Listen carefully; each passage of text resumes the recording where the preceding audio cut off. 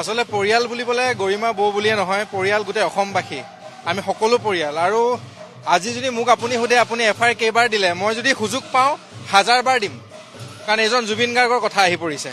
আৰু এতিয়া পৰিয়ালৰ পৰা যিহেতু আগবাঢ়িছে, দৃঢ় বিশ্বাস, চৰকাৰখনৰ প্ৰতি মোৰ আস্থা আছে, বিশ্বাস আছে, কাৰণ আমি কাক হেৰুৱালো নতুনকৈ অসমখনক ক'ব দৰকাৰ নাই। কিন্তু এটা দুখিত যে ইমান দিনে আচলতে এই কালপিত দুজন ইমান দিনে ক'ত লুকাই আছিল।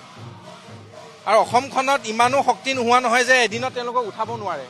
আজিয়ে যদি ভাবে CMে যে আজিয়ে মই চামকানক উঠাম, আজিয়ে মই সিদ্ধাৰ্থক উঠাম, আজিয়ে উঠাব পাৰে, কিন্তু ৰহস্য কি মই নাজানো। কিন্তু তথাপিও মই আশাবাদী, আমি সমূহ অসমবাসী আশাবাদী, য'তে আছে যেনেকৈ আছে, যিমান কেইখনে এফআইআৰ নহওক কিয়, মুঠতে তেওঁলোকক ওলাই আনক। আৰু যদি দোষী সাব্যস্ত হয়, একদম আজি যদি মোক জেলত লৈ যায় মই হাতখন খুব গৌৰৱেৰে দিম। কিন্তু যদি দোষী সাব্যস্ত হয়, যদি চৰকাৰে দায়িত্ব ল'ব নোৱাৰে, অসমখন কিন্তু নেপাল হ'ব। ডেফিনেটলি অলৰেডি কৰিছে, এখন নহয় 1000খন হ'ল, গোটেই অসমত এতিয়ালৈকে গৈছে। আৰু আমি আশাবাদী আছিলোঁ যে বৌয়ে কিবা এটা কৰিব। বৌক লৈ আমি খুব আচলতে বৌ মানে কি ক'ম, এতিয়া বৌয়েহে গম পাইছে কাক হেৰুৱালে। আচলতে আমি অকল জুবিন দাক হেৰুৱাইছোঁ বুলি কৈ আছোঁ, কিন্তু বৌয়ে এজন ভগৱানক হেৰুৱালে বুলি কৈছে। আৰু বৌৰ কাৰণেহে আমি জুবিন গাৰ্গক পাইছোঁ। কিন্তু সেই মানুহজনেহে সেই সৰু ল'ৰা বাচ্ছাৰ দৰে বৌক মানে দাদাক ডাঙৰ দীঘল কৰি তুলি তালি আমাৰ অসমৰ এই ৰাইজৰ বুকুৰ মাজত সেই জুবিন গাৰ্গক উলিয়াই দিছিলে, তেখেতক সৃষ্টিশীল কৰিবলৈ উৎসাহ দিছিলে। এতিয়া CIDত অলৰেডি ইনভেষ্টিগেশ্যন চলি আছে। আৰু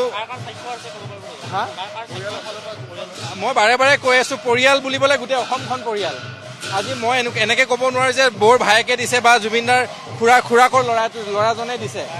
সকলো আমাৰ ফিল্ম ফেটাৰ্নিটি হওক, শিল্পী সমাজ হওক, এজন ৰিক্সাৱালাৰ পৰা এজন ডক্টৰৰ পৰা এজন ঠেলাৱালাৰ পৰা প্ৰত্যেকজন খিলঞ্জীয়া অসমীয়াই, নেতাৰ পৰা আপোনালোকৰ মাজৰ পৰা, যদিও আপোনালোক সাংবাদিক, প্ৰত্যেকজন অসমীয়াই আজি খুব মানে আৱেগত, খুব খঙত, ক্ষোভত এফআইআৰ দাখিল কৰিছে। আৰু আমাক এই যে শ্ৰাদ্ধ 13 দিনীয়া শ্ৰাদ্ধৰ আগত আমাক ন্যায় লাগে, একদম স্পষ্ট কথা। যদি চৰকাৰে নোৱাৰে আমি জেল যাম, লাগিলে হাত ভাঙিব, লাগিলে তেজ বব, কিন্তু আমাক ন্যায় লাগিব। দুজন কালপিতক আমাৰ আগত আনিব লাগিব, সিমানে কথা।